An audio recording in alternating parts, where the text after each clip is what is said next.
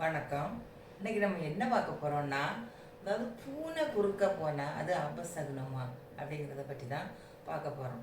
நிறைய பேர் என்ன சொல்லுவாங்கன்னா, ஒரு மக்கள் மத்தியில ஒரு கூற்று என்னன்னா, பூனை வந்து நம்ம ஏதாவது ஒரு காரியமா வெளியே போய்கிட்டு இருக்கும்போது எதிர அல்லது குறுக்க பூனை வந்துட்டுன்னா அந்த காரியம் விளங்காது, அது அபசகுனம் அப்படின்னு சொல்லி சொல்லுவாங்க.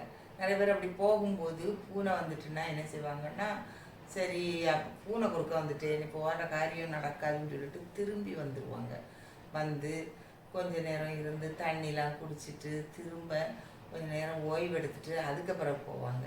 இந்த பூனை குறுக்க போனால் அபசகுனம்னு சொல்கிறது ஒரு மூட நம்பிக்கை தான். அது வந்து உண்மை கிடையாது. எப்படி காலத்தில் போரிட போகும்போது போர் வீரர்கள் என்ன செய்வாங்கன்னா, ஒரு திசையில் அப்படி அப்படி போய்கிட்டு இருக்கும்போது குறுக்க அவங்களுக்கு குறுக்க வந்து ஒரு பூனை குறுக்க நடந்து போச்சுன்னா அவங்க வந்து அந்த பூனை போகிற திசையில போக மாட்டாங்க. பூனை வந்த திசையில இருந்தும் அந்த திசைக்கும் போக மாட்டாங்க. ஏன்னா பூனைகளுக்கு என்ன வழக்கணும், பூனைகள் பொதுவாகவே இந்த வீடுகள் அல்லது மனிதர்கள் இருக்கிற இடத்துல தான் பூனைகள் இருக்கும். அதனால இந்த பூனை வந்த திசையில எப்படினாலும் மனிதர்கள் வாழ்வார்கள், அவர்களுடைய வீடுகள் இருக்கும். அதனால என்னன்னா அங்க வந்து அந்த வீட்டுல பெண்டுகளும் குழந்தைகளும் இருப்பார்கள். அதனால நம்ம அங்கே போய் போரிடக்கூடாது. ஏன்னா அங்கே உள்ள ஆண்மகன்கள் எல்லாமே எங்கே வந்திருப்பாங்க, போருக்கு வந்திருப்பாங்க. அதனால் அந்த குழந்தைகளையும் பெண்டுகளையும் போய் துன்புறுத்தக்கூடாதுன்னு சொல்லி அவங்க அந்த திசைக்கே போக மாட்டாங்க. ஏன்னா போரில் ஒரு போர் தர்மப்படி முதியவர்கள், வயது முதிர்ந்தவர்கள், பெண்கள், குழந்தைகள் இவங்களெல்லாம் கொல்ல மாட்டாங்க.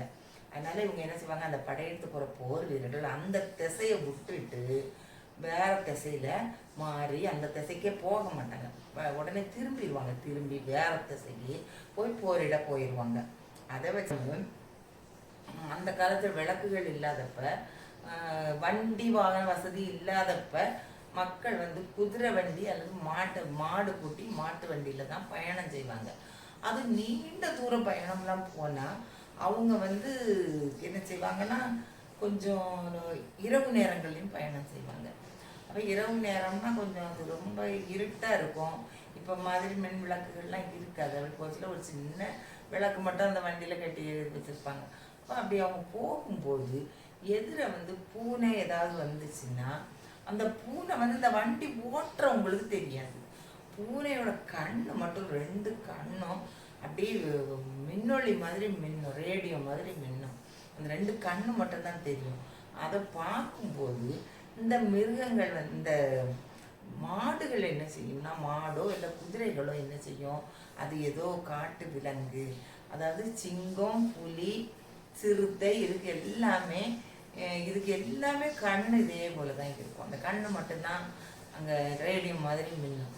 அதனால அப்படி ஏதோ விலங்குதான் நினைச்சு பயந்து இந்த மாடுகளோ குதிரையோ மிரண்டு விடும். மிரண்டால் என்ன செய்யும், வண்டியில் அது இழுத்துட்டு இதாச்சுன்னா வண்டி குடை சாய்ந்து விடும்.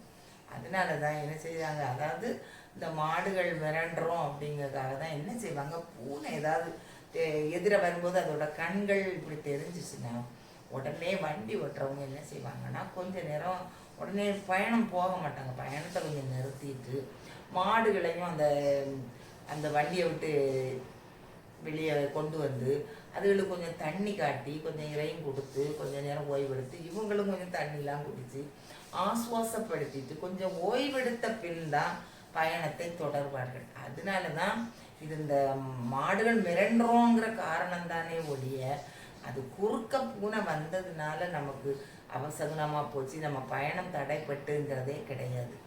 இதுதான் இதுக்கான காரணம், உண்மையான